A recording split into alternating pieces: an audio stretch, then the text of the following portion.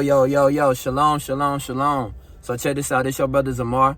I'm gonna cut straight to the point. I hope everybody doing well out there. But like I said, I'm gonna get right to it. So here we are, Black History Month. Black history, a lot of people don't understand the importance of it. But it's very important because your history is the reason that you have your now. And your now is the reason why you're gonna have your future. It's very important for you to understand the influence of how the past affects the now. And a lot of people try to disregard that. I know a lot of people say, well, hey man, we can't blame this on this and we can't blame this on that no more because we in a different time. And rightfully so we are. But we can't disregard the influence that the past has had on our now. Because the truth of the matter is our people have suffered from genetic trauma. We've suffered from a family aspect where a marriage can't even stand, where black young men and women don't even, a lot of times we can't even fully comprehend what a family is because a lot of us didn't grow up with a family, a complete family. Either you did come from a home where you had a mother and a father and it wasn't the way it was supposed to have been, or you in a home where your father might not be in the home with you. You might have a stepfather, you might have a stepmother. And not saying that that is an issue, but what I'm saying is when a lot of us coming from that same background, think about the dynamic and the perspective and the way that that would influence the way that we think and view life. Not only that, we got to think about how the perspective that was even given to us from the slave masters up until this point and how that would have a domino effect on our mind. Like I said, this stuff is in our genetics. It affects the way that we have self-esteem.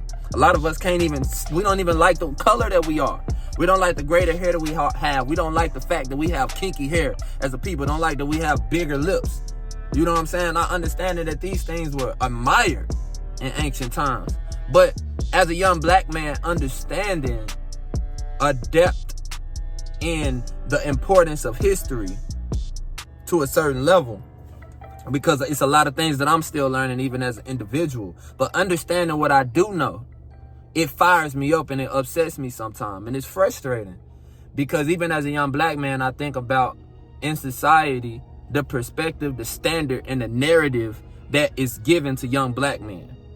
I'm going to tell you about this one thing that happened. I seen an interview, and this interview pretty much was a young white man who had an urban look to him. He had the style and the swagger to talk like a black man who's been in these unfortunate situations. And you had two other black guys. But everybody up on the video was pretty much clowning another dude because of this aspect called snitching, right? Which, I understand the code. I understand the street code and how things work when you make an agreement. This is what we sticking to. This is what we gonna do. This is the way it's supposed to go. But I'm gonna show you just how broken that is. The perspective, the narrative that a lot of people have taken. That we don't even think with wisdom no more. Why is it that young black men, we gotta live up a hard life? Number one, you grow up in a neighborhood. In this neighborhood, number one, the reason probably why the child is being disrespectful, being bad, being unruly, being unlawful is because they didn't have someone in the home to give them structure and order. Number one, that's the issue. Number two, this child grow up and it's other children around him with that same upcoming, that same testimony, that same trauma. Number one, because a lot of times, a lot of our people don't even look at this, but they try to act tough.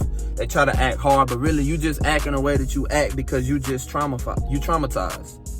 Something happened in your life that caused you to act and live out your life in frustration. So you chose to go the way that seems to be destructive because you felt like nobody cared about you. So you got all these children in this group together.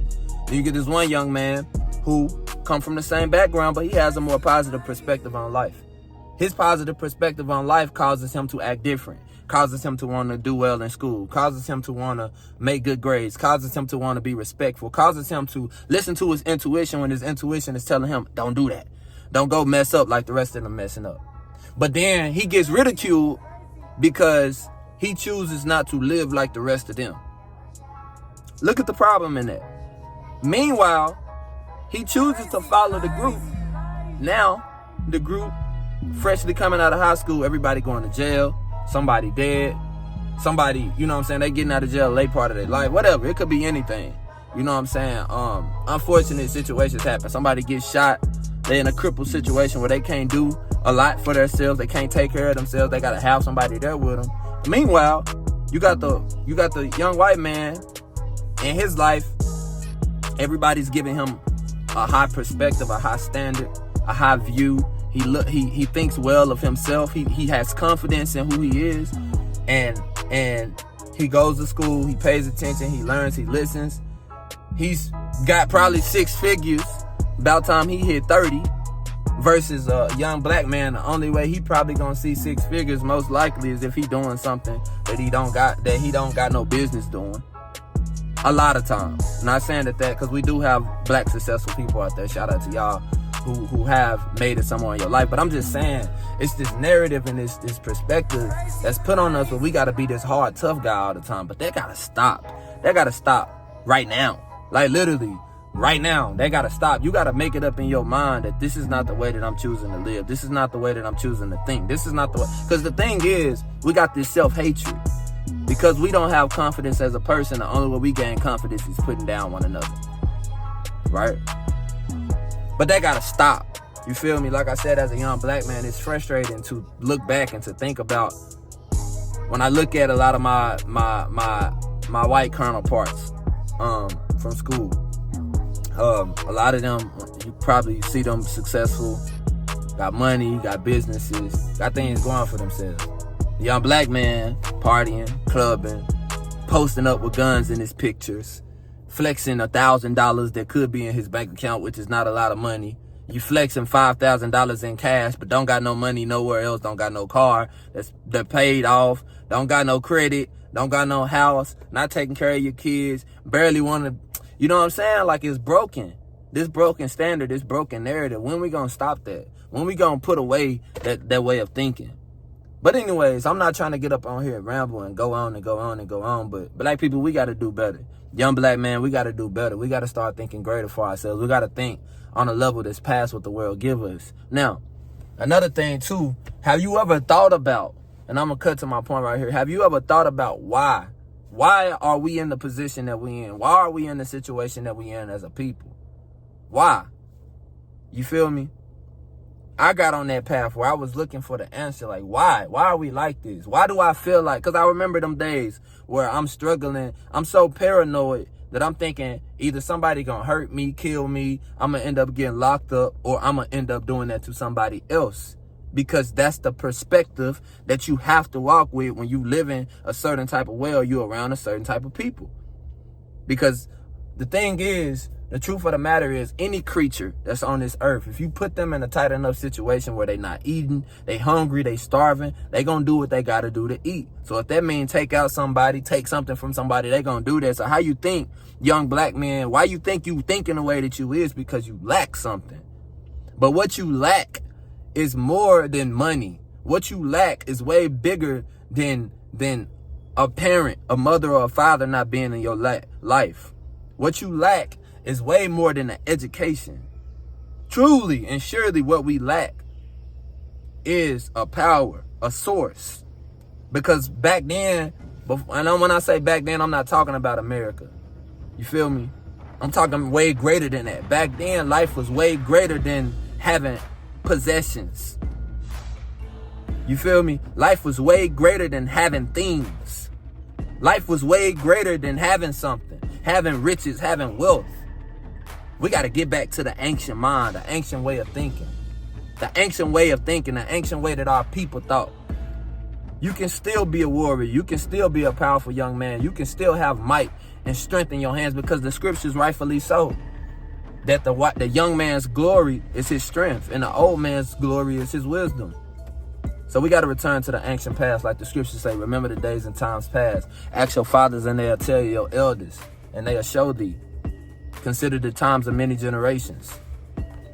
Now, with that being said, I got something that I want you to do, and I'm gonna cut it off right here. Do this one thing before you click off of this video. Before you click off of this video, do this one thing for me. Go look up on Tubi, Reclaiming the Throne.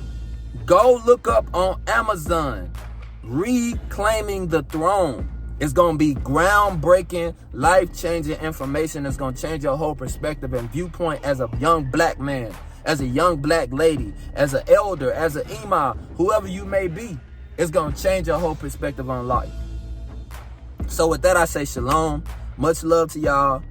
You know what I'm saying? Power to the people. No, I'm just saying. But check this out. This is your power. This is where you get your power. If you want that.